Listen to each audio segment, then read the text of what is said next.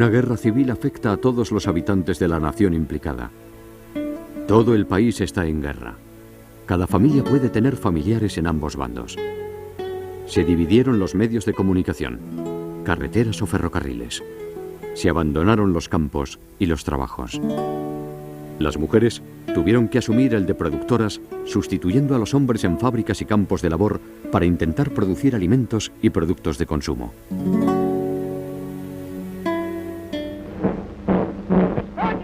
Durante la guerra civil, ambos bandos realizaron películas de propaganda para su causa, documentos audiovisuales históricos que con el paso del tiempo adquieren un gran valor no solo por las imágenes, sino también por el sonido original que conservan y que, a pesar del problema que presentan en la calidad técnica, nos sirven perfectamente como ejemplo para que nunca jamás estos hechos vuelvan a suceder. Batería de campaña disimulada entre el ramaje.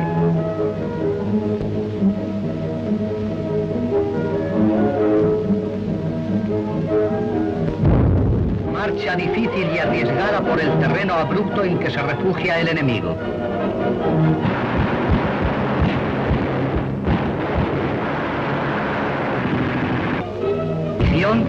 Saben del arrojo y habilidad de los antiguos guerrilleros, porque lo sostienen pechos proletarios. El teléfono de campaña corre entre la hierba como un reguero de noticias o como una mecha en la que arden, sin luz y sin explosión, el aviso oportuno, la vigilancia y la sorpresa. El anteojo que acerca el cielo y acorta el horizonte. Él y el teléfono son los ojos y oídos del mando.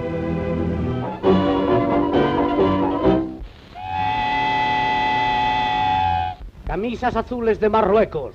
¡Arriba España! Los trenes llevan la falange hasta el embarcadero. ¡Arriba escuadras a vencer! Escuadras del inmortal José Antonio. Escuadras del yugo y las flechas. Os esperan los barcos para cruzar el estrecho y llevaros a los puestos de honor para defender la libertad en peligro. Ya estamos en España, a defender la unidad de la patria y la grandeza y la libertad. Moros y españoles, voluntarios todos sin condiciones, desfilan hacia los campos. Ojos y oídos del mundo que nos contempla. ¡Atención! España se alza señora de sus destinos y da por la salvación del mundo la sangre de sus mejores hijos. Los pueblos y los campos son un río de juventudes deseosas de hacer la guerra para crear la paz. Una paz amasada con el hambre de patria. De esa patria que no se podía ya ni mencionar. Los ojos candorosos de esta niña se han asombrado ante palabras que no entiende. Ve trabajar a su madre y ella también quiere dar una puntada para sus amigos los milicianos. Palacio incautado por el Partido Comunista. Residencia de la molicie y del lujo, construida por los explotados para una clase que no lo merecía. Se conserva intacto. El pueblo no sabe destruir como los facciosos. El pueblo construye, construye siempre, aun en los momentos en que hace la guerra. Pero Franco ha llegado a Marruecos y está ya al frente del movimiento. Si la situación en el sector norte ocupado y a las órdenes de Mola es clara y tranquilizadora, los focos del sur, Sevilla, Córdoba y Granada, se sostienen casi milagrosamente. La necesidad del paso del estrecho por el ejército de África adquiere dramática urgencia y resulta condición imprescindible para la viabilidad del alzamiento en la península. El mar del estrecho se abría como un foso difícil de superar. La tragedia de la escuadra española, el gran crimen de la marinería contra la oficialidad, con el asesinato de los cuadros de mando en el aterrador porcentaje del 98%, vino a entorpecer seriamente la tarea de los primeros días. Las tripulaciones rojas pronto se transformaron hasta en su indumentaria del marino tradicional de nuestra armada en el asesino de sus jefes y el facineroso de los barcos de prisioneros. La casi totalidad de la escuadra navega a toda máquina para bloquear la costa africana, inmovilizando allí a las mejores tropas españolas. Pero el bloqueo se venció el día de la Virgen de África, 5 de agosto, rompiéndolo un convoy nacional en maravillosa operación de transporte, la primera que tuvo marcado el sello de Franco. Genial por el riesgo y la audacia con que se planeó, pero genial también por la buena estrella con que se llevó a cabo. En un alarde de superioridad moral y de heroísmo de los marinos nacionales, había quedado roto el bloqueo del estrecho. La escasez de alimentos en la retaguardia causó en las familias deterioros físicos y mentales. El hacinamiento, sumado a la falta de higiene y debilidad física, producía o extendía enfermedades que aumentaban el miedo y la mortandad en la población oficialmente no combatiente. Desde el comienzo de la contienda, el gobierno de la República asumió la tarea de protección y puesta a salvo de los bienes culturales en peligro. La organización, en abril de 1937, de la Junta Central del Tesoro Artístico por Joseph Guénot, director general de Bellas Artes, a cuyo frente pondría a Timoteo Pérez Enrubio, subdirector del Museo de Arte Moderno de Madrid, así como la puesta en funcionamiento de las juntas delegadas que actuaron en todo el territorio bajo mandato republicano, supusieron un paso importantísimo en la extraordinaria labor de protección del patrimonio artístico. El ambiente que todos los intelectuales y artistas vivíamos, el ambiente de la República. Pues allí, naturalmente, Timoteo, que en ese momento era ya subdirector del Museo de Arte Moderno, fue elegido por el gobierno y principalmente por las personas que eran las que dirigían. Por ejemplo, Renaud, que dirigía la parte artística, y entonces le nombró presidente de la defensa del tesoro artístico.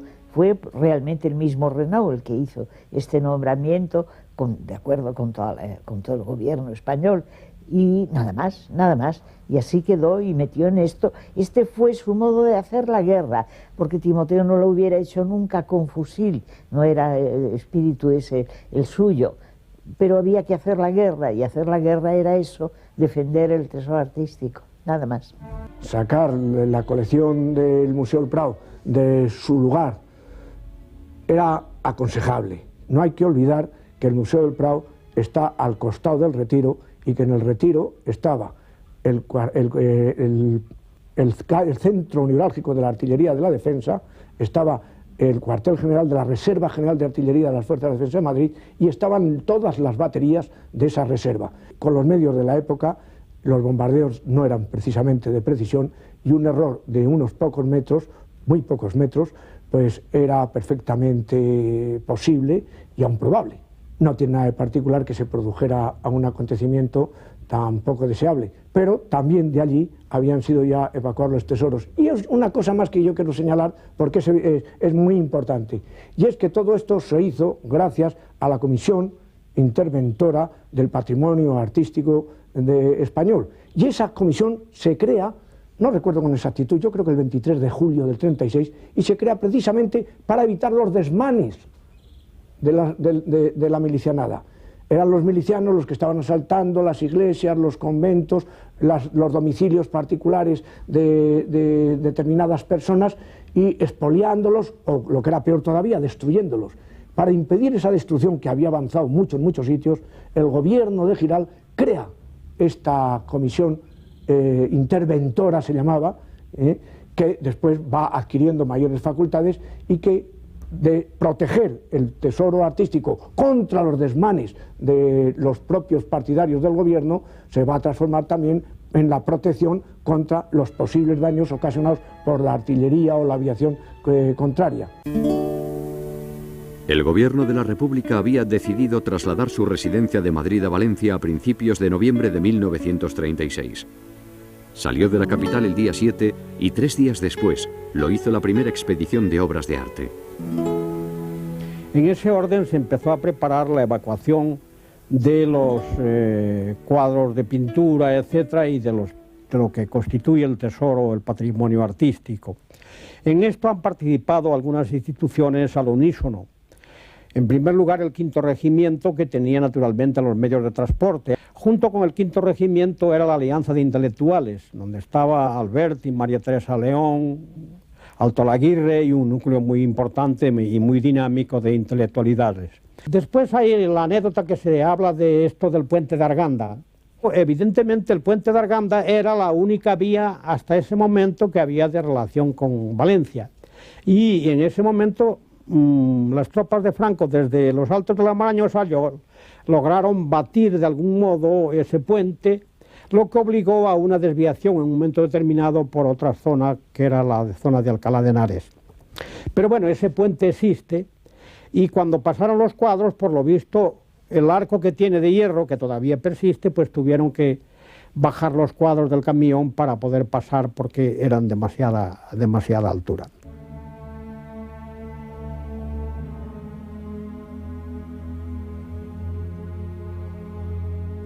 Decidimos sacar dos cuadros inmensos, que eran las Meninas y el Carlos V de Tiziano, que tenían la misma medida.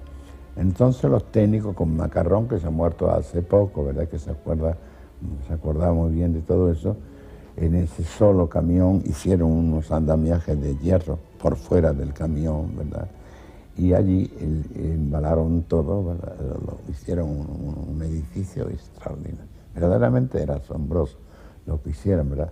Y esos cuadros los pusieron unos brazos de hierro que caían por fuera, sujetos acá, y arriba todo clavado con hierros, más que nada, ¿verdad?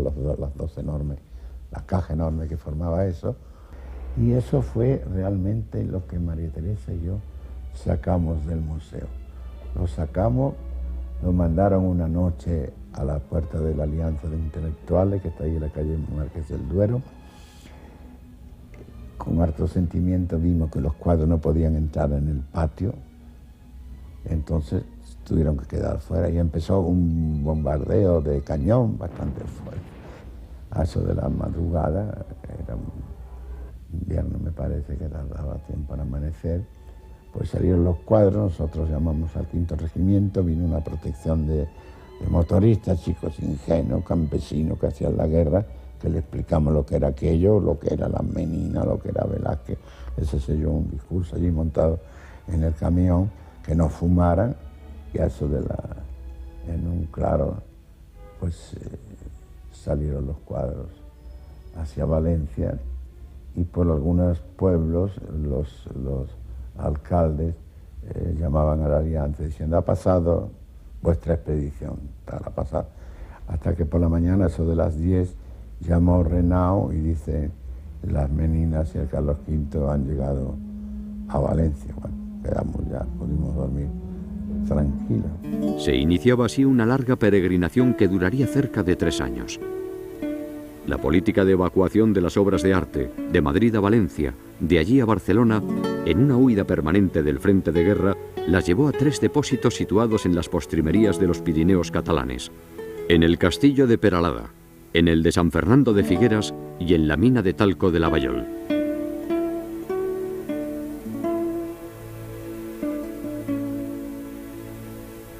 No era ninguna insensatez, sino medida muy prudente, poner a buen recaudo las joyas, los cuadros, las piezas más importantes del Museo del Prado, y asegurar las demás todo lo posible. Así se hizo por gente muy preparada, y se llevó primero a Valencia. Tuve allí noticias que en el Colegio del Patriarca se guardaba parte del patrimonio, y en alguna de las famosas torres de las antiguas murallas de Valencia se guardaron también, según he tenido noticias posteriores, parte del Museo del Prado.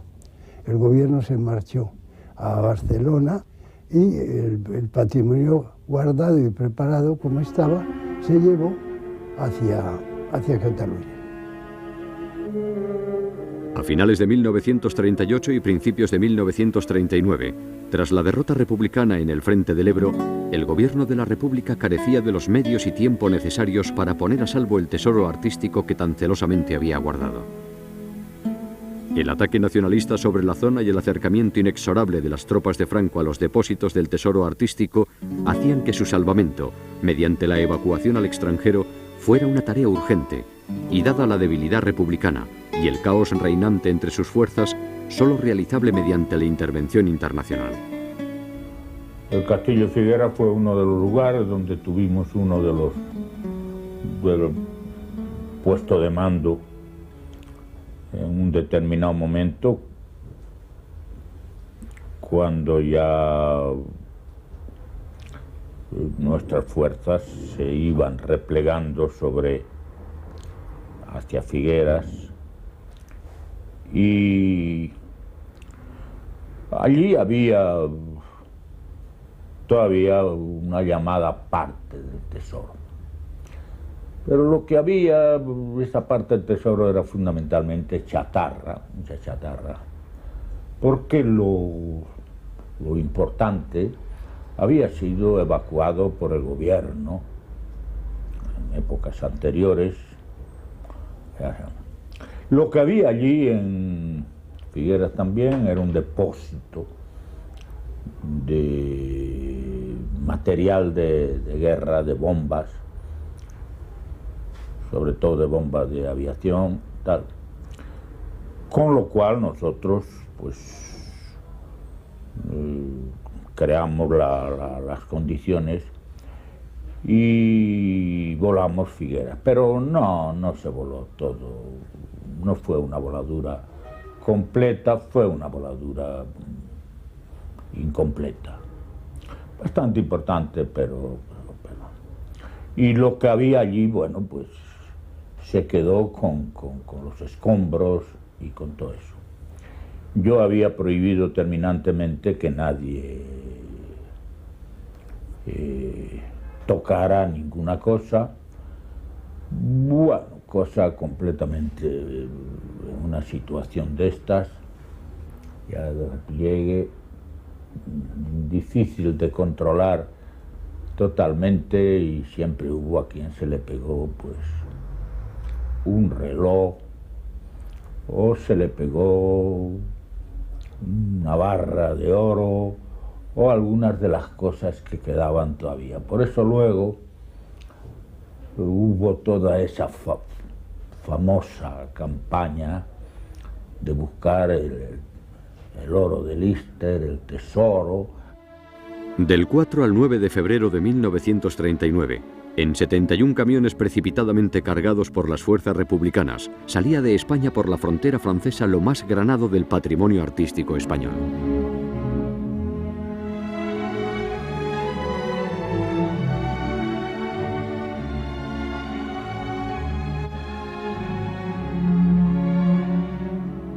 En el andén, bajo un estricto control policial, numerosas personas esperaban la llegada del convoy. Representantes de la Sociedad de Naciones, de las embajadas, de la Administración suiza y del Cantón de Ginebra, y por último, la prensa local e internacional. Al día siguiente, los periodistas hablarían del incalculable valor de aquel tesoro, de los peligros que había corrido y de las 1000 peripecias para ponerlo a salvo. Desde el depósito de las obras en Ginebra hasta su repatriación transcurrieron 7 meses y medio, durante los cuales numerosos acontecimientos cambiaron la situación política y jurídica del tesoro artístico evacuado. La irrupción en la escena ginebrina de los delegados de Franco Eugenio Dors, jefe nacional de Bellas Artes, y José María Sert provocaron un grave enfrentamiento con los miembros de la Junta Central Republicana. El inventario de las obras por un comité de expertos, designado por el Comité Internacional, en el que pudieron comprobar el buen estado de las mismas y el cuidado aplicado por los responsables republicanos en el embalaje y transporte. Ante el acoso nacionalista, el 30 de abril, Avenol entregó las obras de arte al embajador de Franco en Berna. Paralelamente, se producía la petición suiza de celebrar una exposición con las obras más importantes. La concesión de la misma, que se celebró de junio a agosto, con un éxito inusitado de público internacional en aquellos meses de la preguerra mundial en una Europa cargada de siniestros augurios. Finalmente, la forzada aventura acababa con la precipitada vuelta a España de las obras en los inicios de la Segunda Guerra Mundial, llegando a la Estación del Norte de Madrid el día 9 de septiembre de 1939. Nosotros pensamos que el rescate en un mundo civilizado no podía tener problema, y efectivamente desde el principio no hubo problema, no hubo dificultad. Ahora, había que crear un ambiente, independientemente del cruce de notas diplomáticas, había que crear un ambiente próximo a los cuadros. Y tuvimos, creo que, la acertada idea de enviar allí a don Eugenio d'Ors. Don Eugenio d'Ors, con la gran autoridad que tenía como crítico de arte. Él había intervenido alguna vez en unos actos culturales que se celebraban todos los años en Ginebra y que tenían mucho prestigio en el mundo, y gentes importantes de distintos países tenían interés en ser requeridos, que se llamaban las Rencontres de Genève. Don Eugenio d'Ors había estado allí y él era conocido, era respetado todo su prestigio como crítico de arte. Y fue él allí el que tomó contacto con las gentes, que esto era muy importante, que habían de intervenir para la buena organización del envío de los cuadros a España. Como cuidador y vigilante de los cuadros transportados durante todo el viaje iba Zuloaga. Todo el viaje con los cuadros lo hizo Zuloaga, es como vigilante, hombre al cuidado en el momento de todos ellos.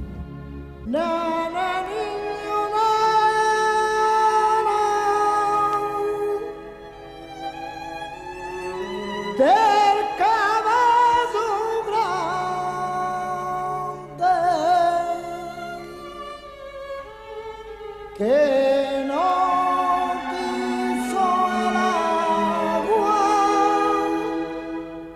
que no quiso el agua. Se trataba de salvar el tesoro artístico, de salvarle de una posible destrucción, también de salvarle de que cayera en manos del enemigo. Pero yo quiero pensar, ante declaraciones de los más altos responsables de la zona republicana, como también ante actuaciones de los más altos responsables de la zona nacional, que ahí todo el mundo lo que pensaba por encima de todo es en la salvación del tesoro, que luego después, cuando hubiera un vencedor en la guerra civil, ese tesoro en todo caso volviese a España. Yo no creo que se tratara de jugar o de chantajear con algo que era tan sagrado y tan común para todos los españoles, sino simplemente se trataba de salvarlo como fuese. Y como en definitiva se consiguió el objetivo, pues yo creo que el propósito se cumplió. La guerra civil fue el asalto a Madrid prolongado cerca de 3 años. Madrid fue una ciudad sitiada en toda regla, con la pasiva indiferencia de las democracias europeas. Y como era lógico, al caer Madrid se terminó la guerra. En el bando formado por socialistas, comunistas, anarquistas y republicanos de derechas y de izquierdas, se pasó toda la contienda compitiendo entre ellos mismos. En el otro bando, un férreo y único mando, donde se prohibían discusiones políticas de cualquier tipo y donde las órdenes que llegaban se cumplían con disciplina militar. Que la guerra durara 3 años solo puede explicarse por la tenaz resistencia del pueblo llano, que en algunos casos llegó a rozar el heroísmo. Muchas poblaciones soportaron bombardeos aéreos y cañonazos de artillería. Vieron combates callejeros y sufrieron hambre, enfermedades y terror. Cuando cayó Cataluña, la suerte estaba definitivamente echada y la toma de Madrid fue cuestión de días. El Consejo Nacional de Defensa, el coronel Casado y el académico y dirigente socialista Julián Besteiro pretendieron negociar una paz honrosa con el gobierno de Franco. Franco rechazó a ese Consejo Nacional y les contestó que simplemente izaran una bandera blanca y depusieran las armas. El coronel Casado y otros dirigentes huyeron a Valencia, donde embarcaron en un acorazado británico. Julián Besteiro se quedó en Madrid. Fue detenido, juzgado y condenado a 30 años de cárcel y recluido en la prisión de Carmona, donde murió en septiembre del año siguiente.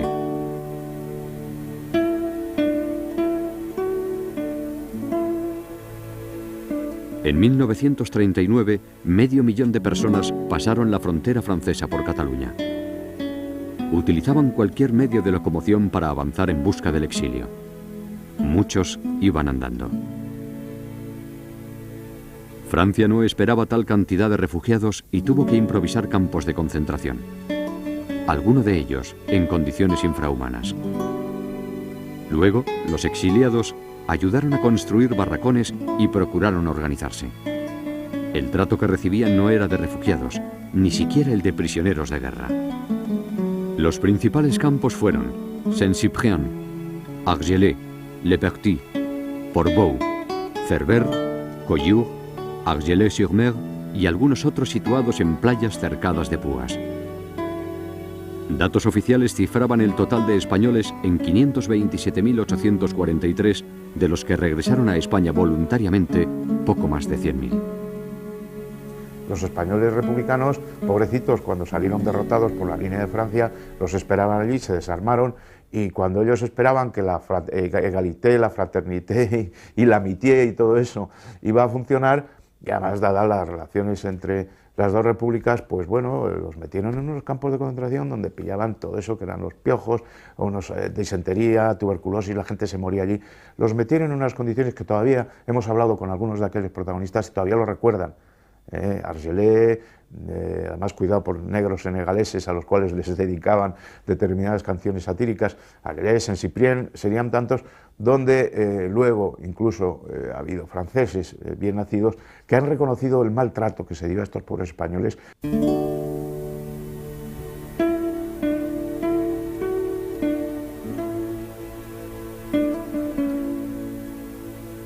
Estuvimos escondidos en unas condiciones inhumanas durante los primeros 15 meses que se hicieron interminables.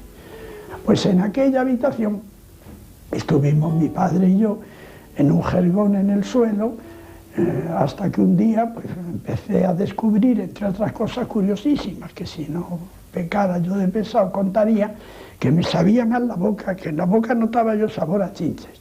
En una ocasión que se buscó muy bien, con todas las puertas cerradas y sin que nadie pudiera advertir nuestra presencia allí, se abrió, se iluminó por una vez en la vida bien la habitación y estaba constelada la pared de chinches, claro, que se habían desarrollado allí y que caían, y alguna me caía a mí en la boca. Por la noche los ratones saltaban encantadoramente, profusamente, poníamos una ratonera, cazábamos ratones, que era un entretenimiento al mismo tiempo que una necesidad, y hubo noche que cogí 12 ratones, oía yo que ya había caído uno, chillaba y tal, le daba la puntilla, lo retiraba, montaba la ratonera, me echaba a dormir y volvía a caer otro ratón. Yo recuerdo tristemente, estando yo en Andújar, un pobre muchacho de Murcia que se pasó de una trinchera a otra trinchera republicana gritando viva Franco, viva España. Faltaban muy pocos días para acabar la guerra. Lo condenaron a muerte, naturalmente.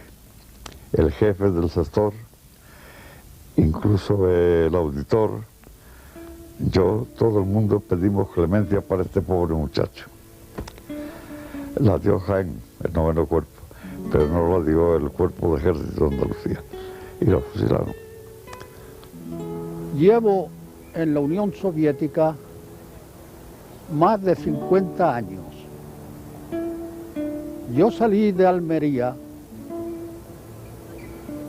el 28 de marzo de 1939. Ya cumplía cerca de los 32 años y tengo actualmente 85. Yo me encontraba en la casa del pueblo cuando vino un compañero y dijo que había llegado el barquito. Era un bow. Y lo tomamos nosotros. Después se sublevó la tripulación porque no querían salir, porque ya decían que la artillería estaba al servicio de Franco, y era verdad. A las 10 de la noche habló el gobernador civil y el gobernador militar, entregando los poderes a las fuerzas de Franco. Pero lo forzamos y por fin a las 4 de la mañana pudimos salir y llegamos sin novedad a Orán.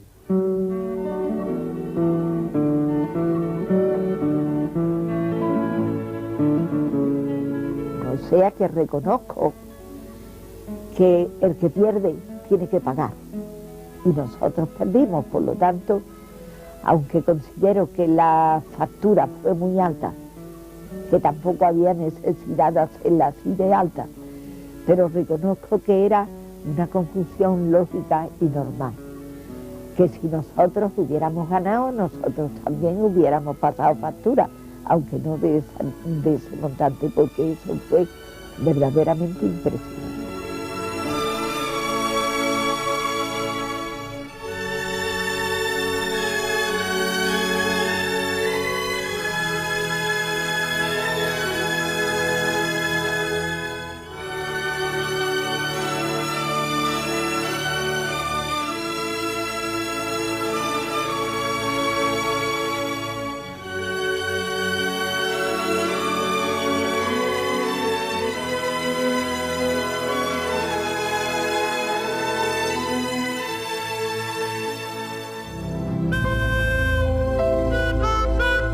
El 1 de abril de 1939 había acabado la guerra civil en España y empezaban los duros años de posguerra.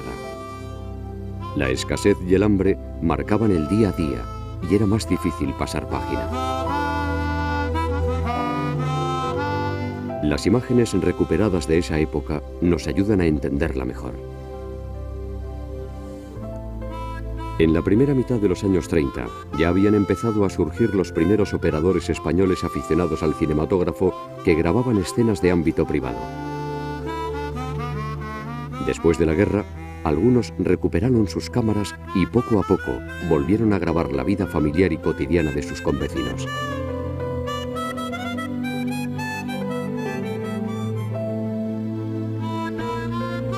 Las imágenes que estamos viendo pertenecen al archivo de algunos de estos operadores aficionados y retratan las actividades con las que la población española intentaba volver a la normalidad.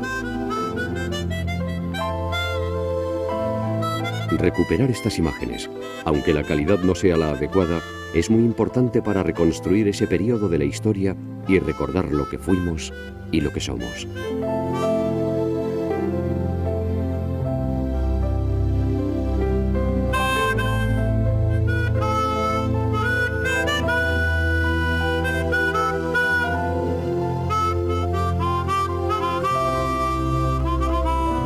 El caudillo sale al balcón del Palacio Nacional y su presencia es acogida con clamoroso entusiasmo por los 10.000 camaradas de las falanges juveniles de Franco.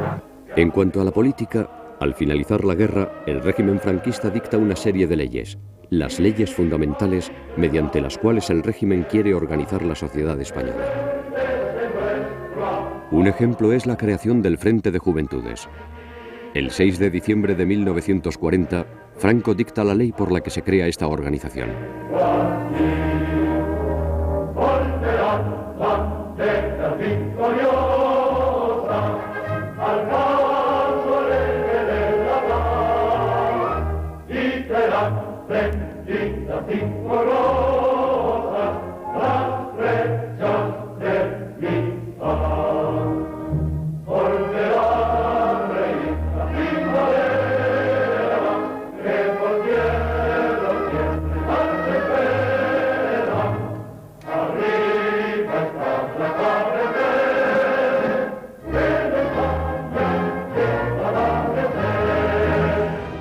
Tan solo 5 meses después del final de la Guerra Civil, estalla en Europa la Segunda Guerra Mundial.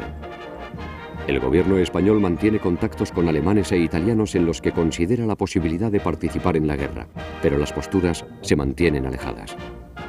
Finalmente, Franco se entrevista con Hitler en la frontera franco-española, en uno de los vagones del Erika. En toda España no se habla de otra cosa. ¿Qué sucede en ese encuentro? ¿Qué ocurriría después?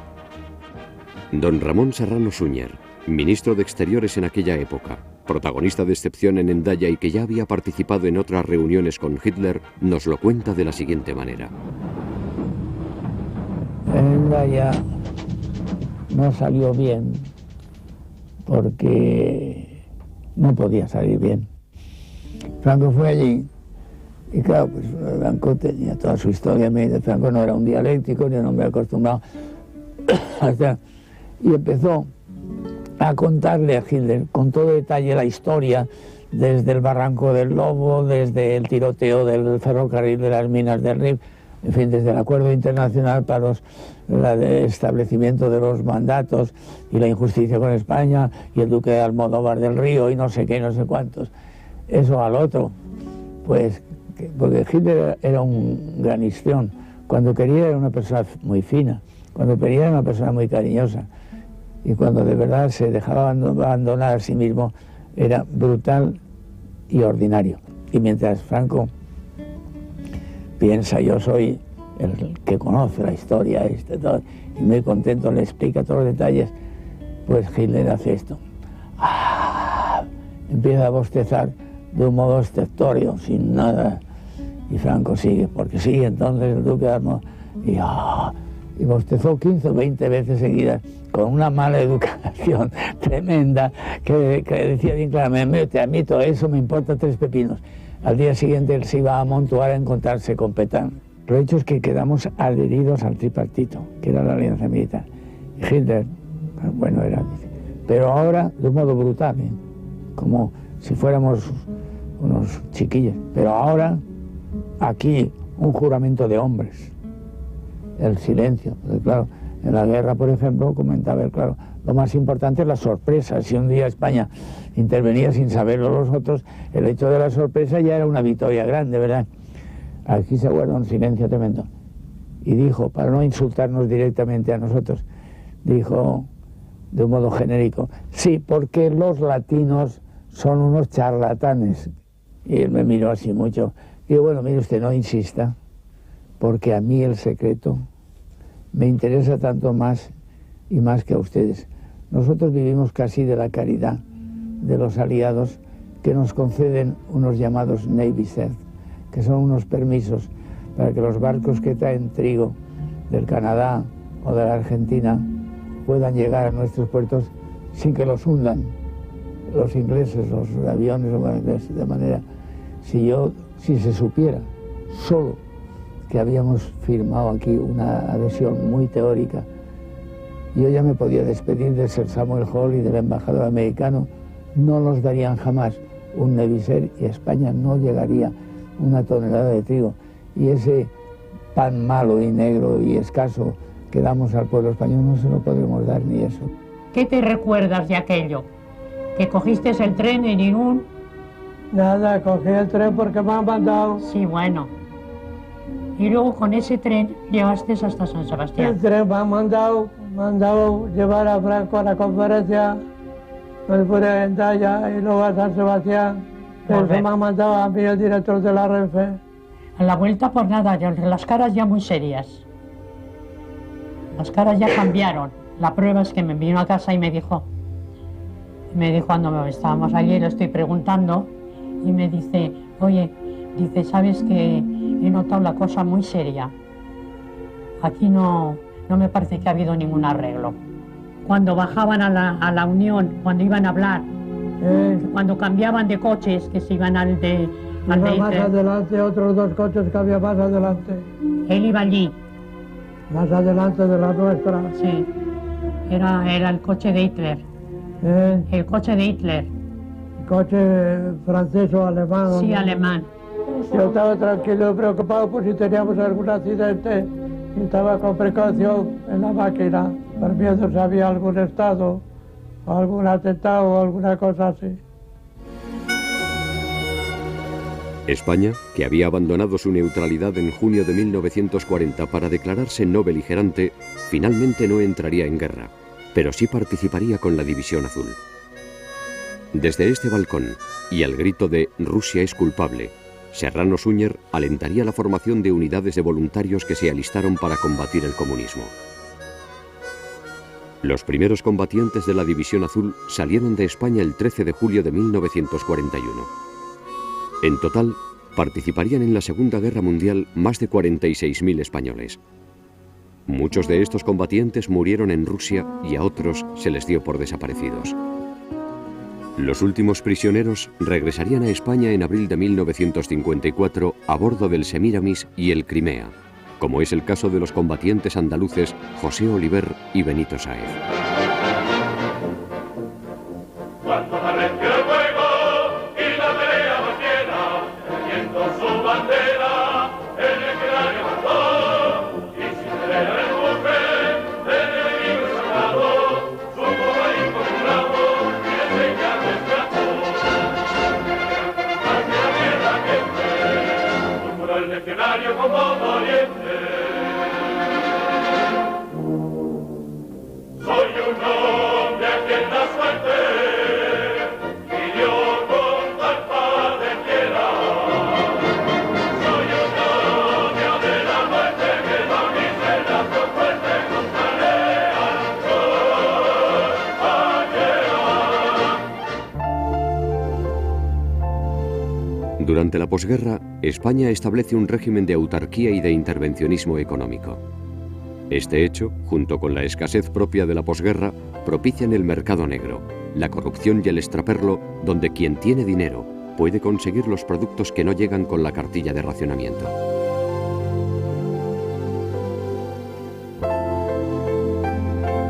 La vestimenta nos marca perfectamente las diferencias entre la población en la posguerra. Unos desarraigados, con americanas y abrigos con el bolsillo al otro lado, dándole la vuelta a las prendas para aprovecharlas mejor. Y mientras tanto los otros, a la moda del momento, impecables, con los zapatos de topolino y el peinado arriba España.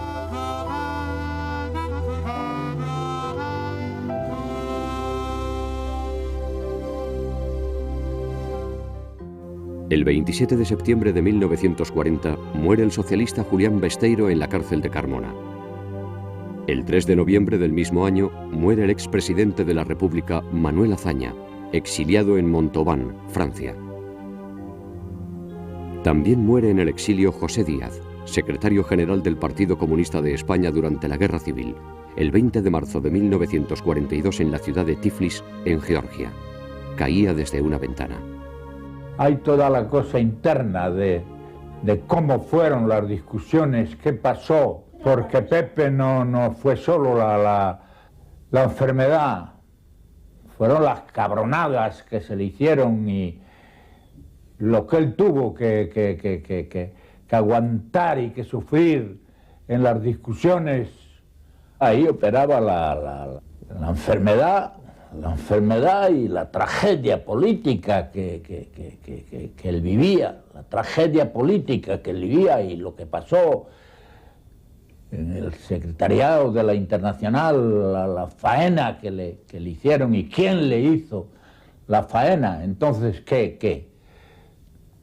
El papel de Dolores de ahí fue bien noble. Porque aquellas discusiones en casa de Manique solo faltaba tirarse las sillas a la cabeza, ¿no? Porque ahí le metieron y ahí Dolores se portó cerdamente, porque era lo que quería Toblatti. Cuando fuimos Modesto y yo, indicación de Dimitro, el hombre estaba ya moribundo, ¿no? Estaba muy jodido ya, porque después murió. Después se tiró del cuarto piso y se acabó la historia. El poema eterno. Españolito que vienes al mundo te guarde Dios. Una de las dos Españas ha de helarte el corazón. Y te escondes. Y te pierdes. Y oficialmente no existes. En el norte tu nombre es Maquis. En el sur, bandolero o contrabandista. Esta gente, porque los cabecillas sí efectivamente vinieron preparados ya de Francia, los cabecillas como el Roberto o el Rubio de Brescia, cualquiera de estos, pues venían preparados. Pero la gente, el relleno de lo que era, porque la organización era perfecta, tenía hasta su estado mayor, pero la organización era buena. Pero eso se iba rellenando de gente que no tenía la conciencia muy tranquila, que había estado en la guerra de España, y que estaban un poco asustados y se decían, ellos le ofrecían el oro y el moro y ellos se marcharon a la sierra. Pero yo estoy convencido que el 90% no fue por ideales. Esto fue por verdadero miedo a que hubiera se tomara con ello alguna, ¿cómo le diría usted? Como si alguna represalia. Pero era gente engañada, ¿eh? Esto era gente engañada. La prueba es que luego cuando se presentaban o los cogíamos, pues nada, todo el mundo quería. No, yo estaba deseando de coger la ocasión porque dentro de la organización del maquis tenían unos servicios tremendos. Ellos mismos, porque no se fiaba nadie de nadie. Allí no había cárcel. Allí había nada más el latiguillo o tiro, a veces no se podía el tiro, como las tierras de cláusula, para matar que el que se iba a entregar. El latiguillo que le metía el centurión era un cordelito con un palillo, casi como el que se le pone a los chivos, cogía, hacía esto, le metía en el cuello, tiraba, taca, al lado mío, pues mató uno, el centurión, que era el que se encargaba, porque era un tío que tenía bueno, las manos, esto de aquí de los dedos, lleno de pelo. Tenía una mano terrible, era muy fuerte. Y ese, pues, quitó a ese del medio. Además, no había escapatoria. No. Porque le hacía el nudo corredizo, en vez de ponerlo detrás, se le ponía delante. Y al tirón, cuando llegaba al suelo, ya iba no, pero este es que lo mataba al taca, a meterle... Y al civil que matamos ahí al lado de Lucero, no sé si tú estabas, que todavía estaba el médico ese de Órgiva. Ah, el médico de Órgiva. Que se rompió la soga. Y había los civiles en la venta panadero, que se le tuvo que poner una gorra en la boca para que no pudiera chillar. Y allí Felipe...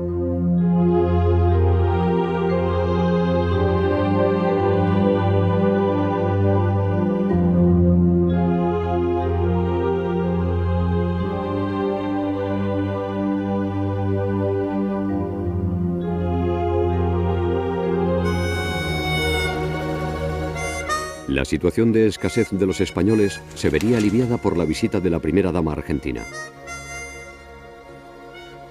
El 8 de junio de 1947, Evita Duarte de Perón llega a España con un cargamento de trigo, maíz, lentejas sin bichos y carne, que España había adquirido gracias a un préstamo de 350 millones de pesos concedido por el gobierno argentino. Eva Perón visitaría durante 18 días España, acompañada en múltiples ocasiones por doña Carmen Polo, esposa de Franco. A Manuel Grosso Valcárcel, político en aquel año, se le encomendó que organizara el viaje, el recibimiento, el hospedaje y los festejos multitudinarios durante la visita de Eva Perón. Por las dificultades que estaba atravesando en esos años, España tenía que quedarse perfectamente bien. Efectivamente, pasado su tiempo, diera los frutos que se pensaban y se deseaban de que fuera para el bienestar de España. El resumen del viaje de la señora de Perón tiene que suscribirse a que efectivamente era plenamente consciente de que era un viaje trascendental y de una importancia increíble para el bienestar de España. No podemos nunca olvidar que Argentina, como país, es uno de los graneros del mundo. Y teníamos que pensar que de allí podía venir dos cosas importantísimas para nuestra alimentación, que en aquellos momentos eran de verdadero hambre, y era el trigo y la carne. Y el trigo y la carne la tenía la República Argentina. Por lo tanto, se veía claramente que aquello, se veía y se decía, que teníamos que quedar muy bien, que por eso se pedía esa seguridad. Porque naturalmente teníamos que tener en cuenta que era el único Estado del mundo, que era la República Argentina, que la señora de Perón era tan importante o más que el propio Perón. Y que el gobierno de la nación lo llevaban a la limón, lo llevaban entre los dos. Y la popularidad la tenía ella, más que el general Perón. Y por lo tanto había que quedar muy bien. Yo estuve con doña Eva desde que llegó hasta que se marchó. La vi de todas las maneras, y no voy a detallar cómo, la vi de todas las maneras. Levantarse, acostarse, después de la siesta, después de todo. ¿Qué impresión tengo yo de la señora de Perón? Era una mujer extraordinaria, se lo dije muchas veces a mi mujer. Era una mujer mucho más fuerte de lo que la gente pensaba. ella, su único, lo adoraba, ella le llamaba el general a su marido. Y tenía un horario, se le puso unas instalaciones telefónicas, y ella cuando llegaba al Hotel Alfonso XIII, que estaba en la suite real, pues inmediatamente se ponía a hablar con el marido. Inmediatamente. Llamaba al general y le contaba todo lo que había pasado. Y luego, sin papel ninguno y sin nada, a viva voz, se ponía al habla con los periodistas y le dictaba. Pero vamos, con una facilidad de palabra increíble. La cena resultó un éxito rotundo porque se celebró en el pabellón Mudéjar a las 10:30 de la noche. Éramos 80 comensales, 84. La mesa era una gran mesa que se hizo profeso, que tenía desde el principio hasta el final juegos de agua,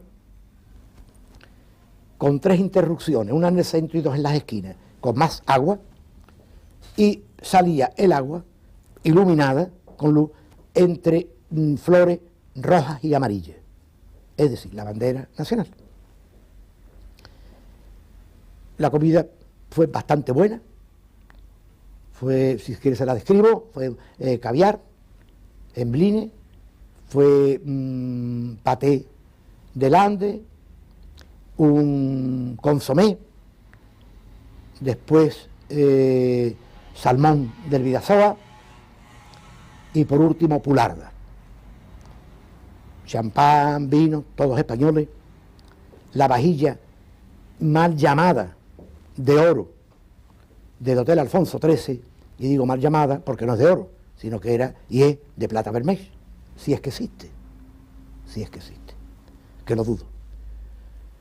Y la vajilla en sí, los platos, era una vajilla muy buena, que también tiene el hotel, que era de azul, cobalto y blanca. Y llega al final, y el final era un gran pastel, una gran tarta. La tarta la hizo la confitería de la Española. La tarta se le hizo un diseño, o sea que yo hice que me pasaran una película alemana en que salía una cosa similar antes de que viniera la señora Perón, y entonces yo decidí que eso era lo que yo quería. Lo llevaban unos pajes, la tarta era enorme, se cortó la tarta y entonces salió narci naranjito de dentro de la tarta.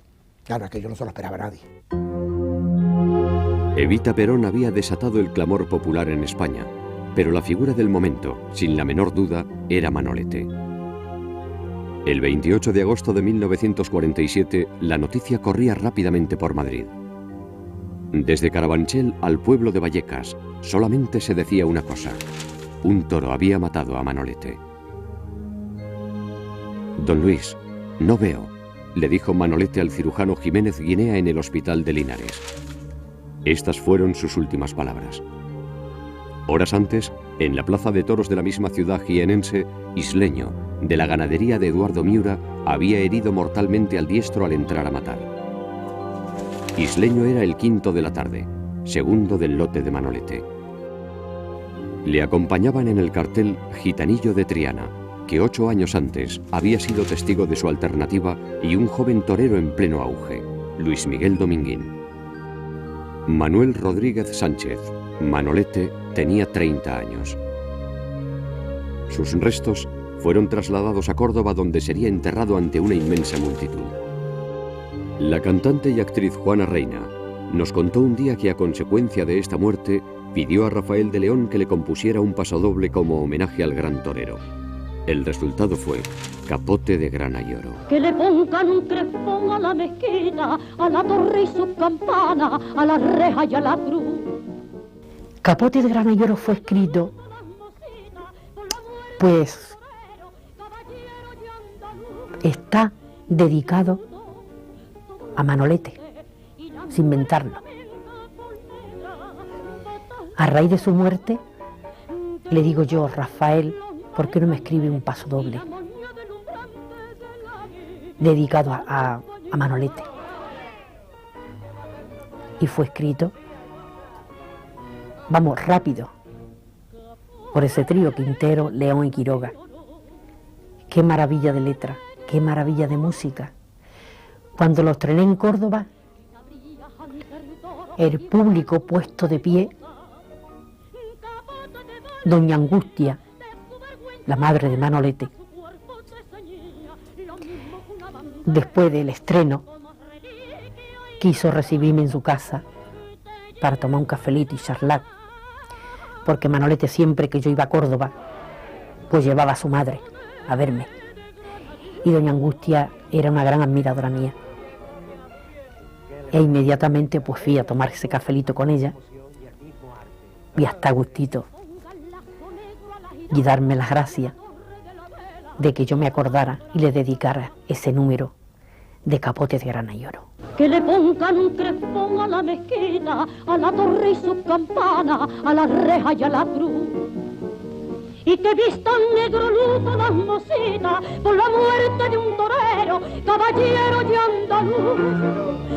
De luto todos los cantes y las mujeres flamencas por negra, botas de cola. De luto los maestrantes y la moña delumbrante de la guitarra española.